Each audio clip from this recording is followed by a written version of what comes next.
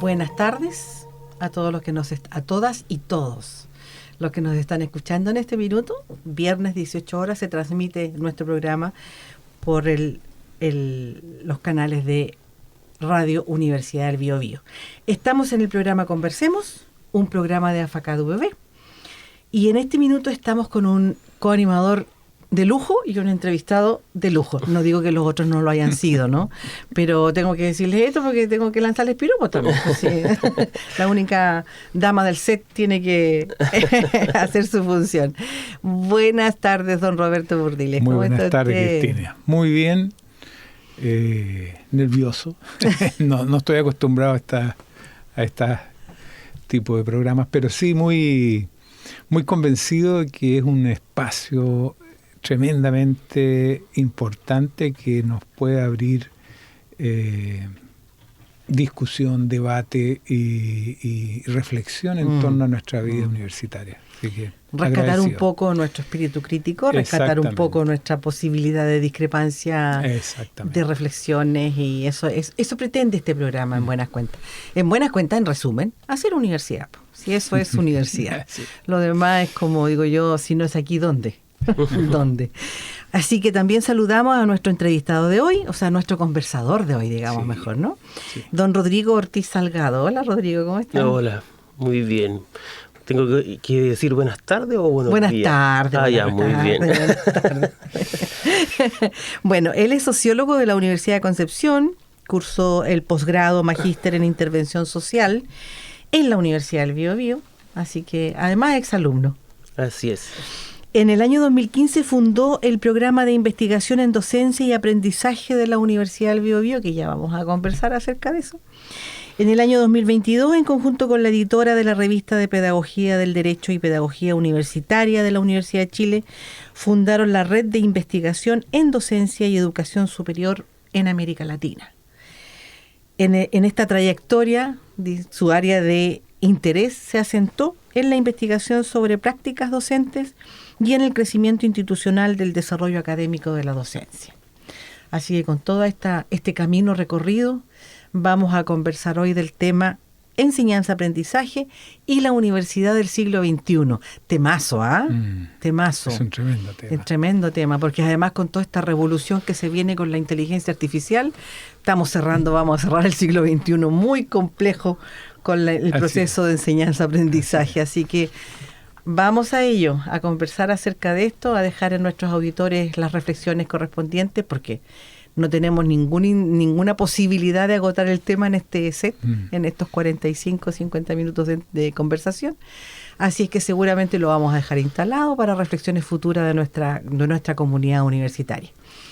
Bienvenidos a todos y comenzamos nuestra conversación. Sí, es muy interesante. Yo debo confesar que a Rodrigo lo conocí siendo alumno de Rodrigo. Cuando partieron los cursos, justamente por ahí, por los años 2015. Antes del 2015, fue el 2013, 2014. Por ahí. Sí. Que se instaló la práctica de la formación, de la investigación en la docencia. Yeah. Un camino que nosotros ya veníamos conversando hacía rato con el magíster de didáctica del proyecto. Desde los años 2000 aproximadamente veníamos, por lo tanto veníamos un poquitito avanzados. Y allí Rodrigo con Carlos González, si mal no recuerdo, hicieron los primeros cursos de formación en investigación de docencia, en docencia. Por lo tanto, pese a las canas, yo soy su alumno. Bien, interesante mezcla esa, muy buena, sí. Muy buena. Y nos ayudó en la formulación de algunos proyectos, Sustento, Adapto, que eran proyectos de investigación justamente en la cual nuestro aporte estaba en el área de la docencia. Bueno, comencemos entonces. ¿Cómo le damos inicio a esto, don Roberto? Sí, ¿Cuál es su pregunta más? Yo pienso que a mí me gustaría hablar primero en primera instancia acerca del origen de esta área de desarrollo académico y el estudio a nivel internacional. Que tú pudieras contarnos un poquitito y conversáramos acerca de los orígenes de esta necesidad que se ha transformado en la universidad de hoy. Perfecto. Bueno, contarles que cuando yo empecé a hacerme cargo de esta área, no sabía mucho de qué se trataba. Llegó como un indicador de un proyecto del Ministerio de Educación. Entonces, es uno de los tantos indicadores cuando llegan estos proyectos. Seguimos hablando grandes. del 2013, ¿verdad? 2013, Ya. sí. Ahí yo me empecé a hacer cargo de esta área. Y la verdad que empezamos, bueno, se comenzaron a ejecutar proyectos y pedimos asesoría externa a profesores que sí habían trabajado el área. Ahí estuvimos con algunos profesores, pero hasta que llegamos al profesor que más sabía en Chile, que es Carlos González, que es director del Núcleo Milenio en Educación Superior, y nos trajo la tradición anglosajona acá a la universidad, porque esto se ha desarrollado en gran medida en el mundo anglosajón, en Estados Unidos, en Canadá, en Inglaterra. En Europa no tanto, en algunos sectores como Suecia, Finlandia, pero es bien fuerte en Australia y Australasia en general. ¿Y en nuestra América Latina cómo va? Ese es el punto. Yeah. Ahora está empezando. Yeah. Está empezando porque esta área nace de una reflexión bien profunda que se hizo acerca de la docencia en la década del 90. Hay una fundación que estudia la educación superior en Norteamérica que se llama la Carnegie Foundation, donde hay un profesor emérito que se llama Ernest Boyer, se llamaba, y él hizo uno de los estudios más grandes que se había hecho hasta el momento sobre el profesorado en Estados Unidos. En resumen, entrevistó a más de 5.000 profesores y le hizo una pregunta fundamental. En el contexto que las universidades norteamericanas eran universidades de investigación más que de docencia. Y el resumen fue que más que importarle la investigación, los profesores valoraban su docencia. Entonces, él crea una cuarta misión del profesorado, que él llama como scholarship, que es traducido como la erudición o la academia de la docencia. Y ahí se genera un movimiento global que se denominó Scholarship of Teaching and Learning, que es traducido como la erudición de la docencia o el desarrollo académico de la docencia. Eso lo descubrimos después. Comenzamos trabajando con proyectos bien enfocados en la innovación, pero de a poco, en este trayecto de más de 10 años, comenzamos a conocer la literatura, las brechas de conocimiento, las comunidades científicas globales que estaban trabajando estos temas, así que de a poco le fuimos dando un sentido, una identidad propia al programa. Claro, lo que decía Roberto es que comenzamos con un diagnóstico.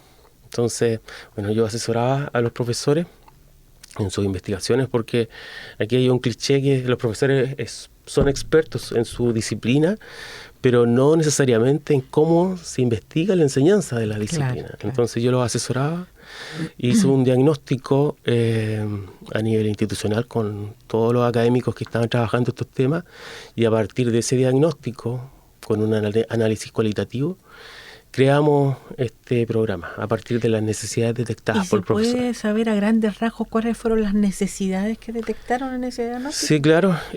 Fueron necesidades de formación, de acompañamiento, de reconocimiento institucional. Capacitación, por eso hicimos un programa de capacitación, hicimos un programa de acompañamiento en la escritura académica, y de a poco comenzamos a avanzar en el reconocimiento de las horas de trabajo que estaban contempladas en estos programas, y hicimos un hito bien relevante, yo creo, a nivel nacional, que fue homologar las condiciones en que se ejecutaban los programas a nivel interno. Es decir, los proyectos empezaron a tener el mismo financiamiento que los proyectos de investigación disciplinar a nivel institucional, y se integró a todos los mecanismos de recompensa que hay por la publicación académica a nivel UVB. Este trabajo lo hablamos en el 2013. ¿Chillán Concepción o partió acá o partió en Chillán? ¿Cómo fue? Era Chillán Concepción. Sí, ambos. Aquí hubo una convocatoria abierta a ejecutar proyectos de innovación. Claro, una de las cosas que nos dimos cuenta es que efectivamente la innovación muchas veces quedaba como el relato de una experiencia, pero no necesariamente dialogaba con los marcos de literatura global. Entonces, el foco que le dimos al programa fue ese, en el fondo, que integraran literatura global, que conversáramos con la investigación de frontera que existía en el campo de conocimiento, y luego pudiesen generar investigaciones lo más rigurosas posible. Pero fueron los dos campos principalmente. ¿Y el trabajo en ese sentido continuó por cuántos años? Yo diría que ¿O hasta el día de hoy? Hasta el día de hoy. Sí, claro. Y es un trabajo sostenido que yo diría que se ha ido incrementando con el paso de los años. O sea, tú tienes que tener más fresco las cifras en términos de publicaciones y de investigaciones, pero yo tengo la sensación de que es un trabajo, o es un área creciente en la vida académica. Y sobre todo, yo diría que es creciente porque la realidad del mundo universitario está siendo cada día más complejo. Más complejo porque uno podría pensar de que pasamos, ¿no?, desde una universidad tradicional hasta un sistema universitario que en algunos casos se habla de la industria universitaria, de la educación. Sí. Y de esa perspectiva, el conocimiento sobre la forma de hacer o de entregar conocimiento se vuelve relevante. O sea, recordemos que la universidad tiene dos misiones claras. Uno es la producción de conocimiento y la otra es la transmisión de ese conocimiento con los procesos de enseñanza-aprendizaje. Históricamente, y uno lo recuerda cuando era estudiante o cuando ha visto la evolución en el tiempo, probablemente tiene recuerdos de la ausencia de pedagogía, o la ausencia de ciertas capacidades de poder desarrollar procesos que efectivamente se transforman en procesos significativos para la vida de un estudiante en su aprendizaje. Y sistemáticamente se ha ido incorporando, al extremo que yo diría que hay ciertas líneas fuertes marcadas dentro, y probablemente también tiene mucho que ver con la naturaleza de las disciplinas. Hay disciplinas que son más teóricas probablemente, claro, que otras que son mucho más aplicadas. O sea, en el caso nuestro de la arquitectura se aprende haciendo, y en esa condición inmediatamente supone una forma distinta de aproximación. Un símil de las carreras de la salud, se aprende haciendo. Exactamente. ¿Verdad? No se pueden formar junior acá en la salud. Hay que formar senior, porque si no, los errores, yo, se tapan con tierra. Es un poquito complejo eso. Claro. Entonces hay que... Claro. Y en eso yo creo que también la diferencia que existe entre universidades históricamente es un tema, ¿no, Rodrigo? Claro. Sí, bueno, hay diferentes modelos de universidades acerca de cómo se originan las universidades. En general, lo que vivimos en Chile, bueno, lo que dice la literatura en general, es que hay dos modelos clásicos de universidad. Un modelo que se denomina como un modelo napoleónico de universidad, que tiene que ver con la Universidad del Imperio, donde el Imperio trata de promover la generación de manos de obra para el trabajo, ¿verdad?, y vincularlo con los territorios. Y está este otro modelo relacionado con von Humboldt, un modelo humboldtiano, que tiene que ver con la generación de conocimiento y la comprensión universal de los fenómenos. Entonces, en esa simbiosis se generan las universidades contemporáneas. Pero claro, me gustaría tocar un tema relevante también que tiene que ver con un fenómeno global, que es la masificación de la educación superior. Sí. Porque, ¿qué pasa? Bueno, como yo les comentaba, no conocíamos mucho del tema, pero cuando empezamos a leer y a conocer las experiencias internacionales nos dimos cuenta que hay un área de conocimiento que se llama el área de desarrollo académico o desarrollo docente. Ese es una problemática que se originó a fines de los años 60, 70 en Europa, precisamente porque se masificó la universidad. Eso pasó acá mucho después, casi 30 años después del año 2000. Entonces, el acervo de conocimiento que tienen ellos es bien significativo, la diferencia que tienen con lo que pasa en Chile y en América Latina es bien relevante. Entonces, han desarrollado modelos teóricos, modelos empíricos para analizar y se han diferenciado de otros ámbitos de la investigación. Ahora la educación superior es un campo de conocimiento por sí solo, que se diferencia de otros ámbitos de la investigación. Y en ese sentido, lo que dice la teoría es que básicamente se podría resumir en 2 formas o 3 formas de cómo se origina el proceso de enseñanza y aprendizaje. La teoría dice que cuando las metodologías son activas, lo que permite la integración de estudiantes diversos como nos pasa acá, ¿verdad?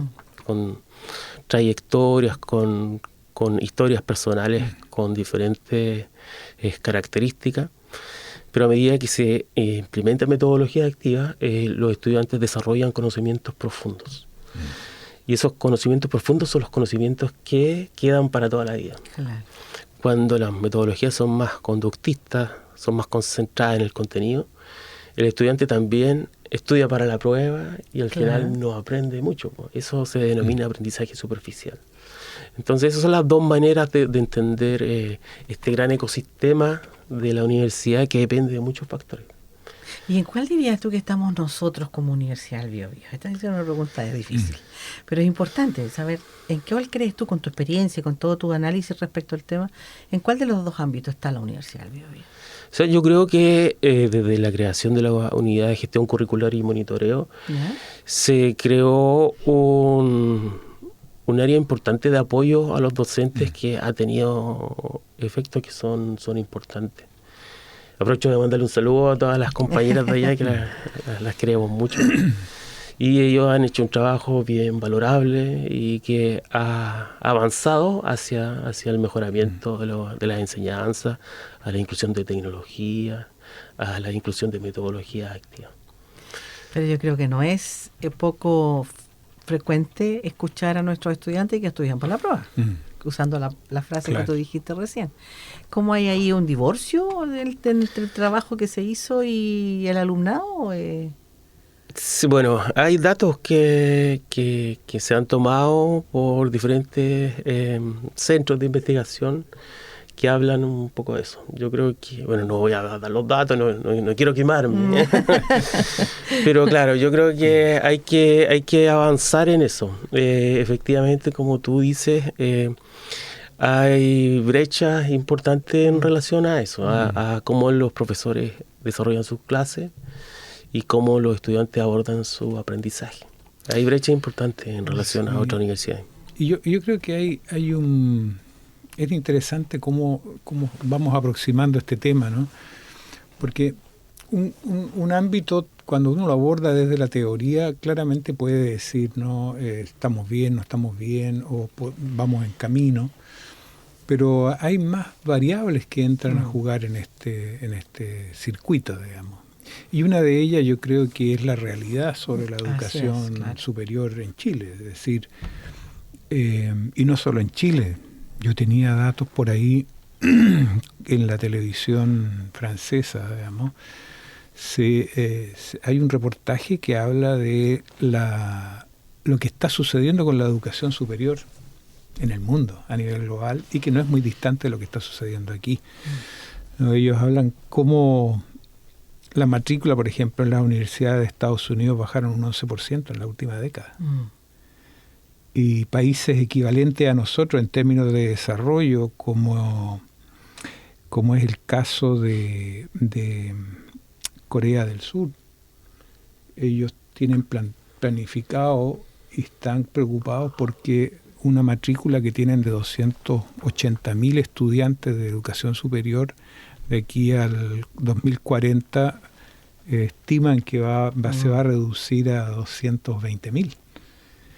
Y todo esto porque en el fondo tú lo mencionaste al principio, están apareciendo no solo un tema de la masificación o la industrialización del fenómeno de la educación, sino que también la aparición de nuevas tecnologías, ¿no?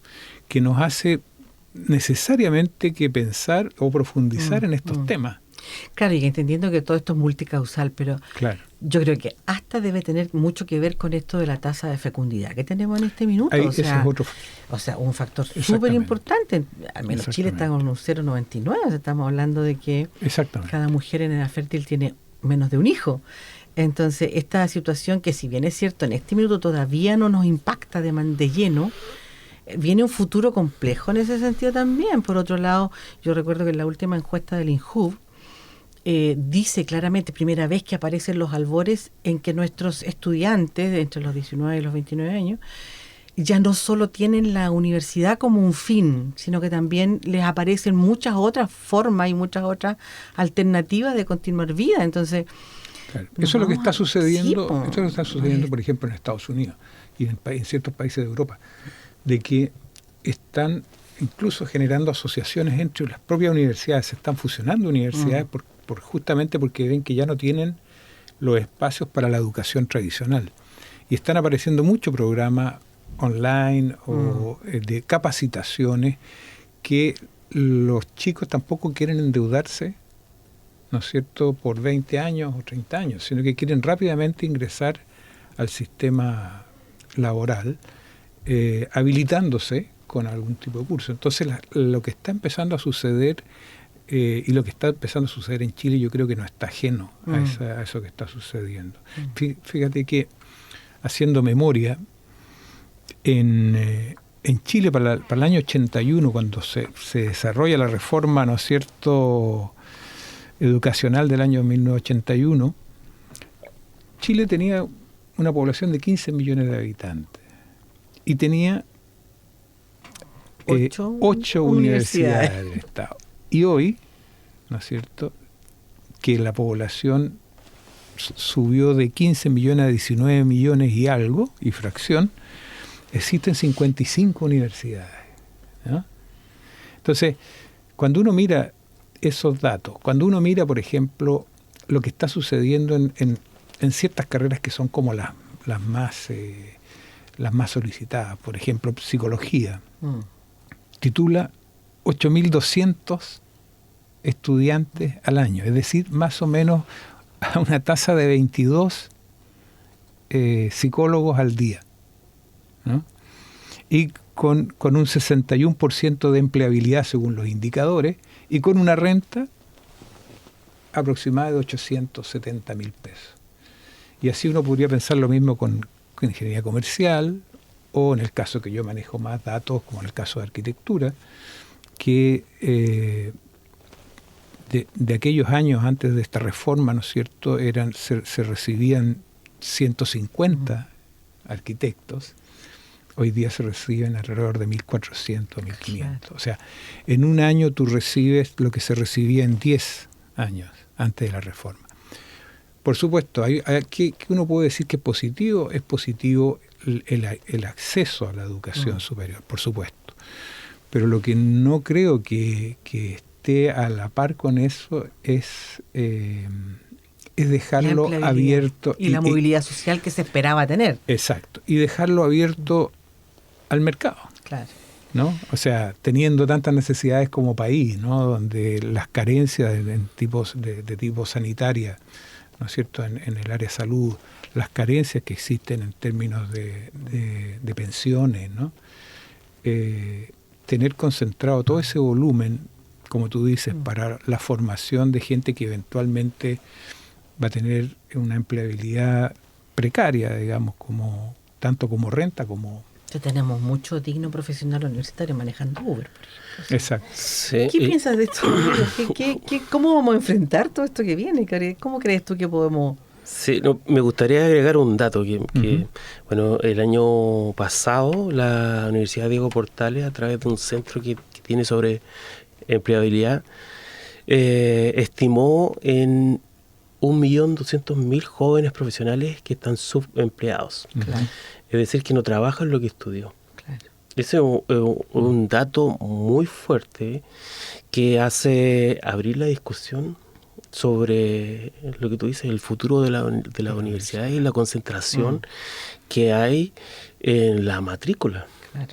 Porque en el fondo, ¿cuáles son los parámetros éticos para seguir formando profesionales que probablemente no van a trabajar en eso? Y claro, como tú dices, eso depende de hartas variables que están relacionadas principalmente con la matriz productiva del país, incluso ¿verdad? Una reflexión que deberíamos tener en consideración para crear carreras.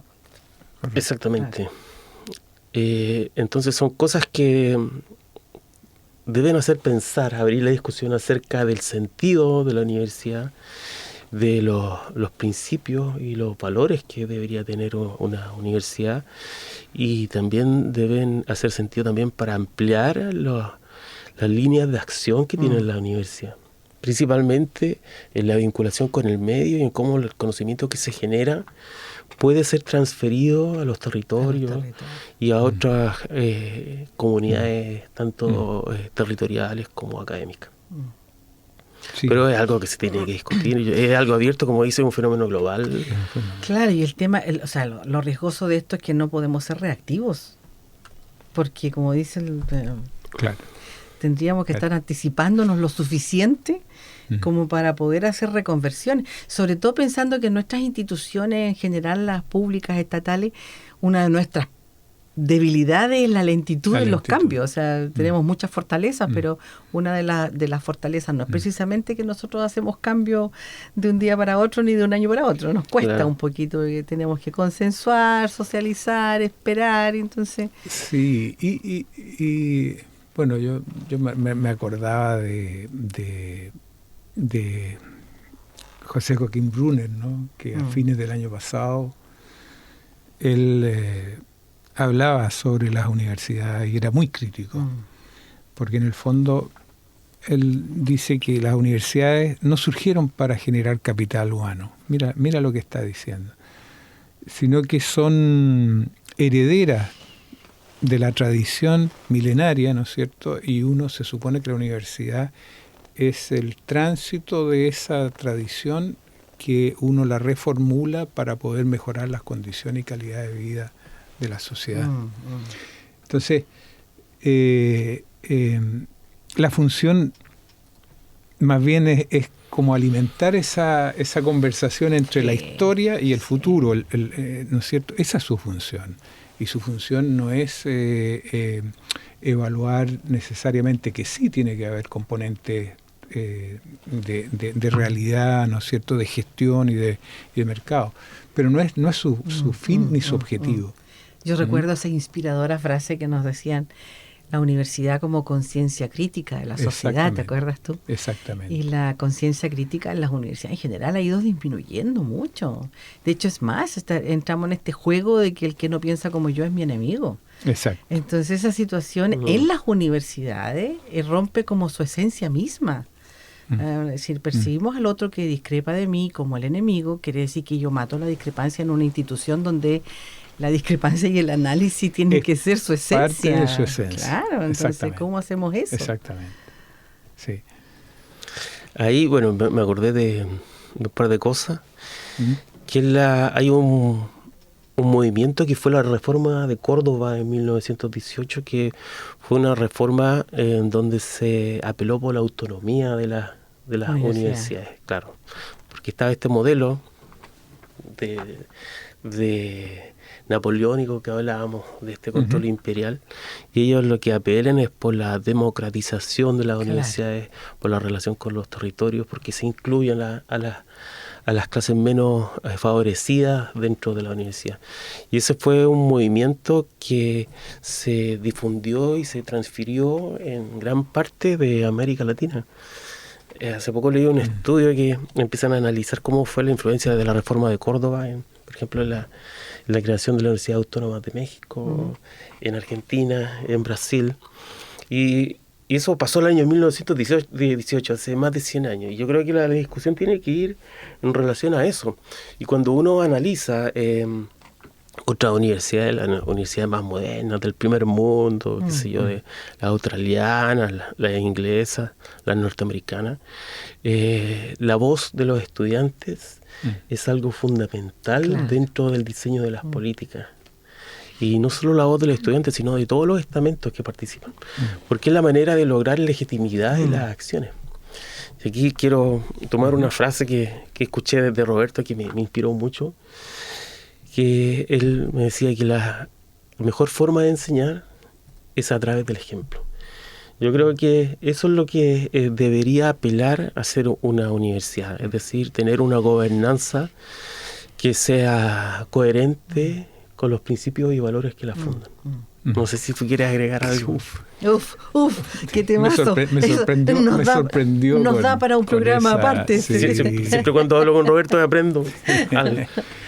No, mira, lo que pasa es que, bueno, a mí me tocó estar en la dirección de la facultad en periodos complejos, como fue la Revolución Femenina, después nos tocó el estallido social y después el COVID. Claro. Y gran parte yo diría que una de las más grandes enseñanzas o aprendizajes que yo tuve del estallido social es la interpelación que se hacía respecto al ejercicio de la autoridad, a todo nivel. Y eso no excluye a las universidades, ¿no? Y no excluye a nosotros como académicos. Y si las universidades, por esencia, tienen ese rol, ¿no es cierto?, de ser promotores del conocimiento, ¿no?, de la historia del conocimiento y el desarrollo de ese conocimiento para proyectar un futuro mejor, en esa condición también tenemos obligaciones. Y la universidad es en sí el microcosmos que da respuesta de ese macrocosmos al cual se va a integrar un estudiante. Entonces, ¿cómo yo voy a pedir que un estudiante, ¿no es cierto?, aplique conocimiento y aplique ciertas competencias blandas, ¿no es cierto?, de tipo emocional frente a su desarrollo profesional, si no genero las condiciones en el espacio donde tiene que hacer? El tipo, y entender por qué tienen que tener una voz que va indicando cuáles son las cosas que ellos están necesitando o las cosas que ellos creen que deberían moverse. Entonces, no hay mejor manera y forma de educar que con el ejemplo. O sea, y por eso los estamentos administrativos y estudiantil no son ni menos ni más que el estamento académico, ¿no? Uno puede entender que el sentido de una universidad es la generación de conocimiento y es la difusión de ese conocimiento a través del proceso de enseñanza-aprendizaje. Pero eso no significa que los actores que son parte de ese proceso no tengan algo que decir o que aportar. Y yo le agrego 2 ingredientes que son súper importantes para nosotros. Uno, que si nuestra misión es noble, nuestro deber ser es aún mayor porque somos una de las instituciones más confiables de Chile en este minuto. Correcto. O sea, lo que las universidades tienen la confianza de la sociedad, por lo tanto, nuestro mandato es aún mayor. Y lo segundo es que tiene que ver con que esta percepción, nosotros todos sacamos siempre, las generaciones nuestras, este gran ejemplo del hombre a la luna, no sé si se acuerdan. Si nosotros entendiéramos que todos los integrantes de la comunidad universitaria estamos formando, porque estamos formando desde la relación también. Exacto. Estamos formando desde los valores que transmitimos también. O O sea, cuando yo le digo a un estudiante, mire, haga esto otro medio torcido, lo estoy formando. No me doy cuenta, pero lo estoy formando. Entonces, también es importante eso. O sea, los dos estamentos forman. Lo que tú planteas ahí del hombre a la luna es interesantísimo, porque eso inmediatamente te permite entender el origen tecnocrático de la realidad con una concepción mucho más humanista de ella. Porque al presidente de Estados Unidos le preguntaron en un momento dado por qué gastan, ¿no es cierto?, en los años 60 toda esa cantidad de recursos para llegar primero en esta carrera que los rusos a la luna. Si con ese dinero usted podría solucionar los problemas de la hambruna que está en la faz de la Tierra. Y así era. Así es. ¿Y cuál es el problema? El problema es que la respuesta fue que usted va a llegar primero a la Luna antes de solucionar los problemas de la hambruna en la Tierra. ¿Y por qué?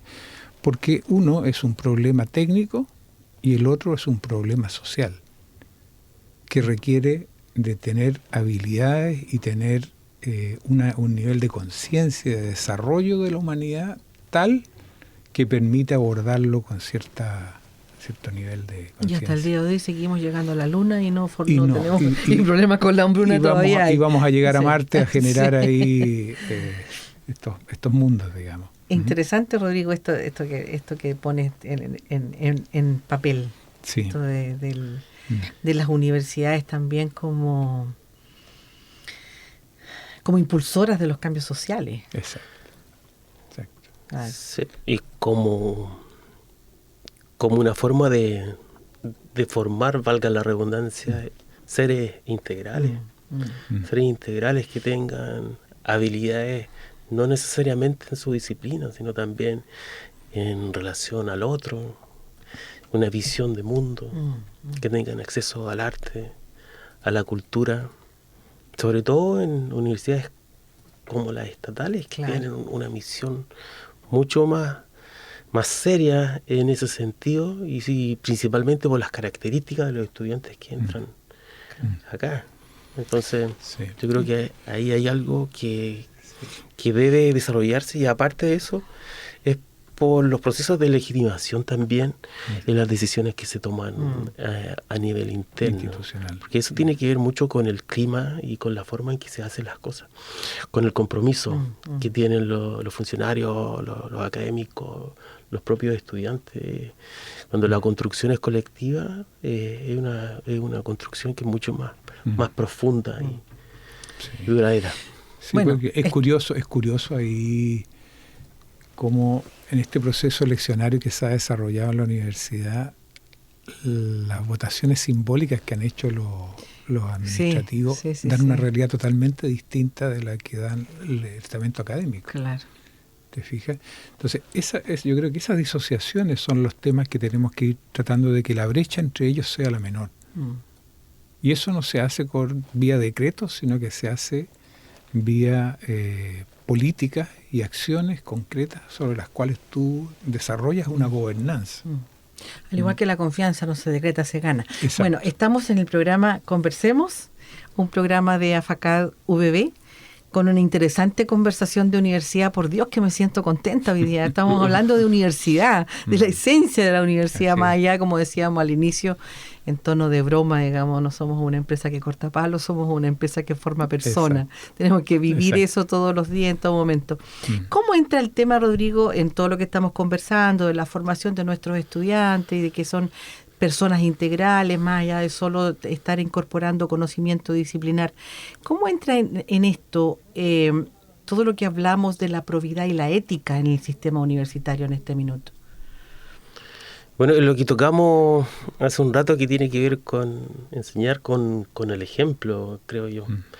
Yo creo que eso debería gobernar dentro de las líneas de acción en el proceder que tiene las universidades. En el fondo es formar sujetos, ciudadanos integrales. Yo creo que para eso va. Volviendo al este autor seminal que es Boyer, que es el que dio origen a toda esta área. Él decía que la misión que tiene el profesorado es una misión que debería estar enfocada en formar personas integrales, en formar personas felices. Hace poco estuve en un seminario con unos profesores de la UNAM y bueno, tú sabes que el gobierno de allá tiene ciertas características que son un poco diferentes a las de acá. Y claro, y hablaban de lo mismo, pero sin conocer tampoco mucho la tradición anglosajona, pero hablaban del bienestar de las personas, de formar personas felices.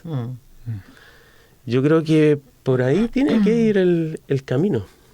Tal vez no logremos que sean felices, pero que al menos tengan la habilidad y la herramienta para lograrlo, digamos. Pero sí, es que se está desapareciendo como la persona en la integralidad, como que estamos muy focalizados o en el indicador, o en la producción, o en la... Porque ahí también tendríamos que preguntarnos en este modelo, ¿no? que es un modelo neoliberal de la industria de la educación. ¿Qué está pasando también con quien tiene la obligación de dar esta educación? ¿No?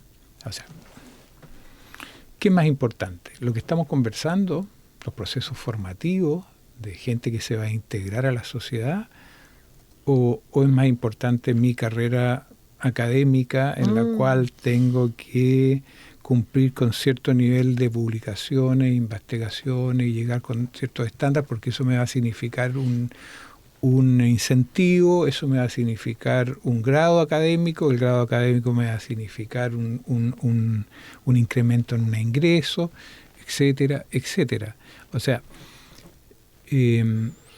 cuando hablamos de estos temas, ¿cómo se insertan, no solo desde el punto de vista conceptual o teórico, sino que cómo se insertan en esa construcción de universidad, que es lo que estaba diciendo recién Rodrigo? Es decir, cómo yo concibo efectivamente la misión de la universidad en este rol que tiene, trascendental, si el propio modelo está haciéndome que esté más interesado en mis temas personales que en un proyecto institucional, ¿no? O sea, ¿cómo yo logro? Claro, ahí volviendo a tomar a Brunner, Brunner usa, que es sociólogo de las instituciones de educación superior, ha trabajado en eso últimamente, y él habla del fenómeno de mercadización, tomando este concepto weberiano, y lo aplica en las universidades, que tiene que ver en cómo se naturaliza todo este sistema empresarial en la gobernanza de las empresas. Y en relación también a lo que tú dices acerca de esta vorágine que hay de publicar o perecer, como pasa en otra parte, también tiene que ver harto con los procesos de individuación que hay a nivel global, que también obviamente forman parte de la vida de las personas, de los profesores y de todo el mundo. Trabajamos para responder a indicadores, pero claro, falta una visión o una forma de entender la universidad de manera integral. Sí, Brunner dice, las universidades son organizaciones no lucrativas que producen bienes mixtos. Generan beneficios privados como la instrucción, la empleabilidad, los ingresos, pero también públicos como es el conocimiento, la ciudadanía y la cultura. ¿Te fijas? O sea, en la medida que no nos distanciamos de este segundo rol que la universidad, y sobre todo una universidad pública y del Estado, tiene como misión, creo que es importante repensar un poquitito. Yo creo que estamos en esta fase hoy día, ¿no? Ustedes han estado con los programas de lo que es la gobernanza de la universidad.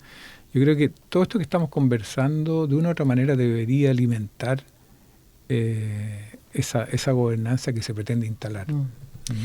Bueno, estamos cerrando el programa. Como ustedes pueden ver, se hace muy breve, se hace muy corto. Te dejamos comprometido para una próxima oportunidad. Muchas gracias. Para cerrar, un deseo para la Universidad del Biobío, Rodrigo. Chuta, qué difícil. Es como cuando Tienes que apagar las velas del Así cumpleaños. es, tal cual, exactamente igual. Piensa que tiene las velas aquí y quiere un deseo. Entre los 3 deseos, la idea es multiplicar esos deseos, es lo que nos están escuchando.